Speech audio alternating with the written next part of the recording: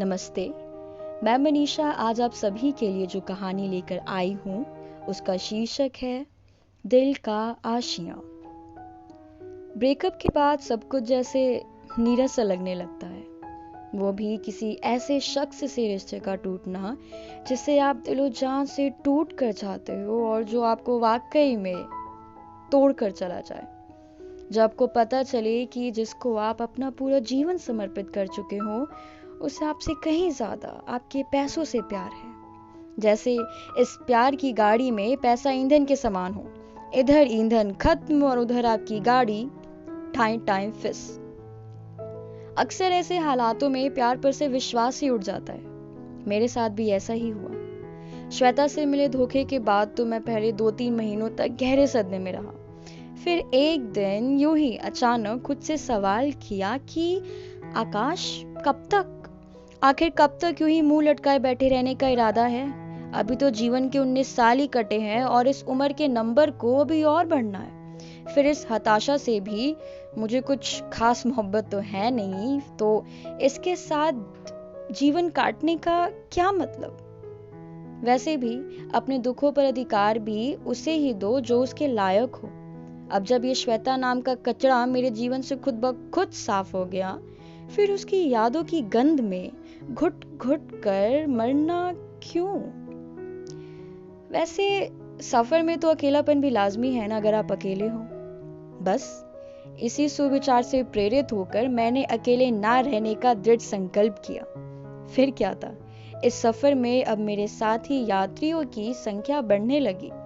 हर हफ्ते एक नया हमसफर, ऐसे हमसफर जो खुद अपना सफरनामा बदलते रहने के आदी हो। किसी को धोखा नहीं दिया मैंने कभी। वैसे ये भोला भाला आकाश कब अपने साथियों का संजू बाबा बन गया, मुझे खुद पता नहीं चला। ये रास्ते तो बेहद रंगीन थे, लेकिन मंजिल धुंधली थी। वो मंजिल, वो आशियां, मेरा आशियां, जहां दिल बस ठहरना चाहे। शायद हमेशा से मेरे करीब ही था। 12th में गंभीर बीमारी के कारण डूबते हुए नंबर, उसके बाद सारी पूंजी आईआईटी कोचिंग में झोंक देने के बावजूद प्रसाद स्वरूप मिला भारी फेलियर। उस पर भी सोने पर सुहागा, मेरी एक्स प्रियतमा श्वेता द्वारा दिया गया धोखा। उफ, शायद मैं ये कोरोना काल देखने के लिए जीवित बचा था। लेकिन कहते हैं ना, everything happens for a good reason.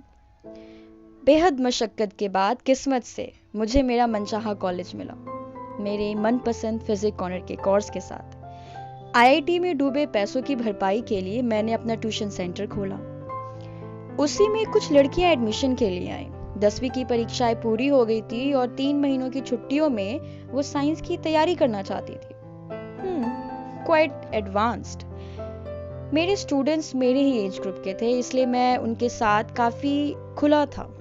उनसे अक्सर मैं अपनी न्यू क्रशेस और गर्लफ्रेंड की चर्चा किया करता। शुरू में आई लड़कियों में से ही एक लड़की जया काफ़ी अलग सी थी। औरों की तरह उसने ना ही तो कभी मुझे भैया बुलाया, ना ही कभी मेरा नाम लेती थी। हमेशा केवल आप कहकर पुकारती मुझे। नजरें भी हमेशा झुकी रहती थी उसकी। लेकिन ना जाने क्यों उससे मेरी बॉन्डिंग थोड़ी अलग थी। ऑनलाइन चैट्स में मैं अक्सर उससे अपनी निजी बातें भी शेयर किया करता था।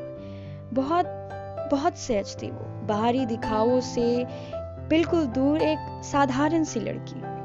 बाद में किसी कारणवश उसने आर्ट्स ले लिया और मेरा ट्यूशन छोड़ दिया, लेकिन फिर भी वो हमेशा मेरे टच में ही रही।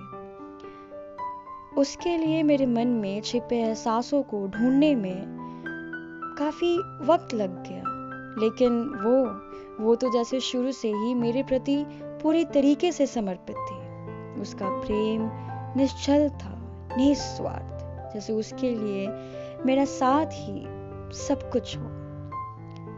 उस एक दिन की लड़ाई और 2 हफ्ते की चुप्पी ने मेरे सामने मेरे छिपे एहसासों की पोल खोल दी और मैंने बस अपने दिल का हाल ऑनलाइन ही उसे बयान कर डाला। अब हम मिलने लगे और अक्सर घूमने भी जाया करते थे। मैं बस अब ठहरना चाहता था। मैं उसके बड़े भाई संजय को भी पढ़ाया करता था और अक्सर उसकी शिकायत के लिए उसके घर कॉल किया करता। इसी तरह मेरी पहचान उसकी दादी से हुई। एक दिन उसकी दादी ने मुझसे मिलने की इच्छा जताई। मैं दादी से पहली बार मिला था, लेकिन मुझसे मिलकर मानो दादी के चेहरे पर रौनक सी आ गई। उन्होंने मुझे अपने बगल में बिठाकर बड़े प्यार से बात किया। मेरी दूसरी तरफ फिर जया भी बैठी हुई थी। वो उठकर जा ही रही थी कि सामने से जया की दोस्त मोनिका आ गई। उसका क्रश था मैं कभी, इसलिए वो अक्सर जया से जला करती थी। मुझे वहां देखकर वो चौंकी और बोली, आप यहाँ क्यों? दादी ने फौरन जवाब दिया, अरे जब प्यार करते हैं तो मिलेंगे नहीं क्या? यह बोलकर दादी तो चली गई, लेकिन हम सब बहुत चक्कर थे। मैं अपनी हंसी नहीं रोक पाया और मुंह दूसरी ओर करके बस हंसने लगा। शायद उन्होंने हम दोनों के रवैये से ये अंदाजा लगा लिया होगा। और मोनिका, वो तो बस मुंह बना के कमरे से बाहर निकल गई। ऊपर वाले कमरे में जाकर दादी दादा को बोली, नीचे संजय का मास्टर आया है, शक्ल से तो बहुत सुंदर, चिराग लेकर ढूंढने पर भी ऐसा लड़का ना मिले, बातों से भी बड़ा शरीफ और सुशील मालूम हुआ हमको। अपनी जया के लिए इससे बढ़िया कोई रिश्ता नहीं, शायद दोनों में बनती भी है। कहाँ से है? अरे हम तो उससे पूछना ही भूल गए।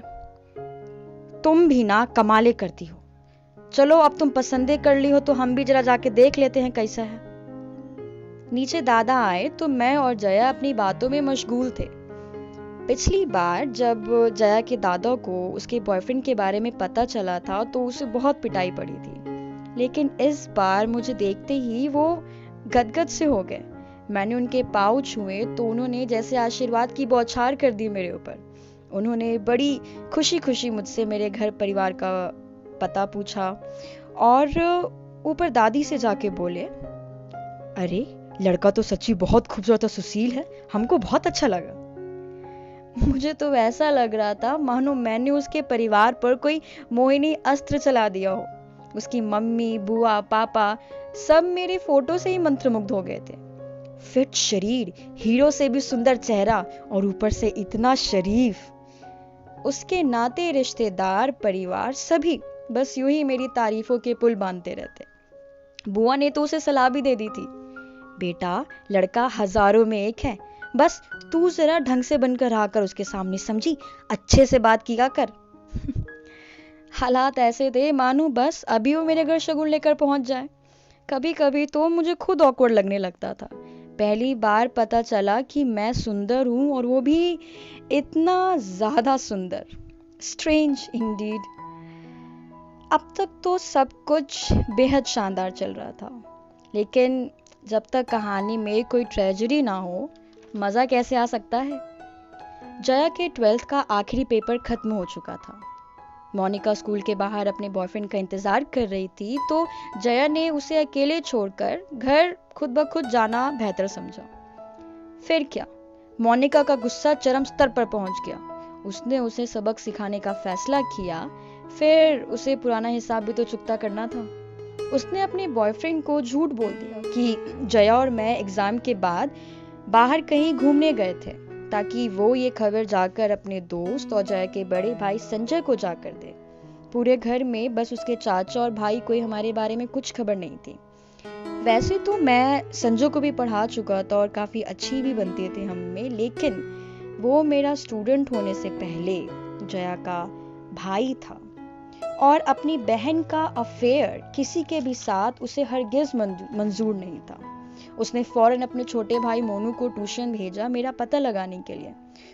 उस दिन बदकिस्मती से भारी ट्रैफिक में फंस जाने के कारण मैं कॉलेज से पहुंचने में लेट हो गया था और हाफते हाफते ट्यूशन पहुंचा भाग कर। दरवाजे पर पहुंचा ही था कि अपने सामने मोनू को पाया। इससे पहले कि मैं कुछ पूछता, वो मुझे देखते ही भाग गया और पूरी रिपोर्ट संजय को जाकर दे दी।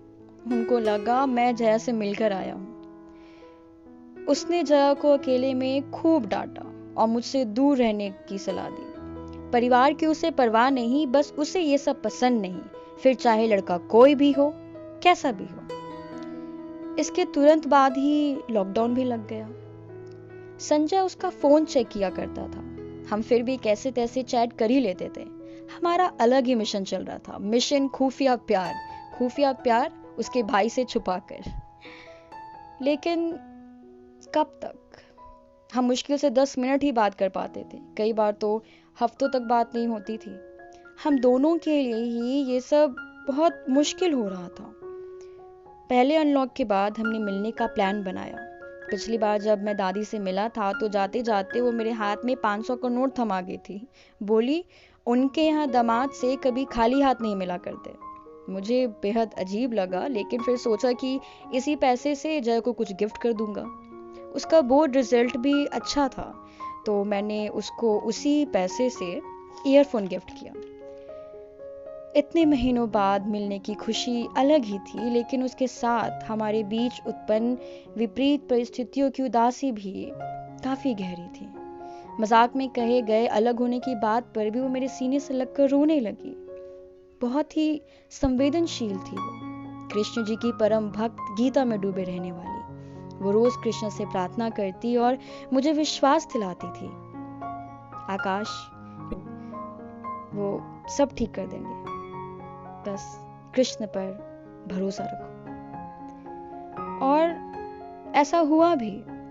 जल्दी ही सबको मोनिका के झूठ का पता चल गया और उसके साथ ही मोनिका के फिजिकल रिलेशनशिप की खबर खुद उसके बॉयफ्रेंड ने ही सब में फैला दी। जया की माँ ने जब पापा को संजय की हम दोनों के रिश्ते के प्रति नाराजगी की बात बताई तो बोले, वो होता कौन है फैसला सुनाने वाला? अभी दोनों बच्चों की शादी करा देंगे, अगर दोनों अच्छी खासी नौकरी करे, अपने पैरों पर खड़े हो, लेकिन शादी होगी जाएगी तो सिर्फ आकाश से ही। अगर कुछ बोलेगा संजय तो उसे घर से बाहर नहीं निकाल दूंगा मैं। उधर दादी ने सबसे पहले ईयरफोन का उद्घाटन किया और अपना मनपसंद गाना सुनते हुए जय के कान में धीरे से उसे छेड़ते हुए बोली, कितने अच्छे हैं ना तुम्हारे वो, कितना ख्याल रखते हैं वो तुम्हारा। जया की आंखें नम हो गई।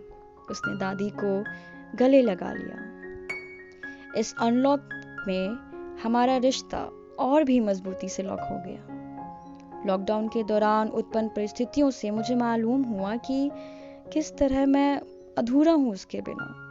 वो मेरा सबसे खूबसूरत एहसास है जिसे मैं खो नहीं सकता किसी भी कीमत पर। वो ही मेरी मंजिल है, वो ही मेरा आशियां है।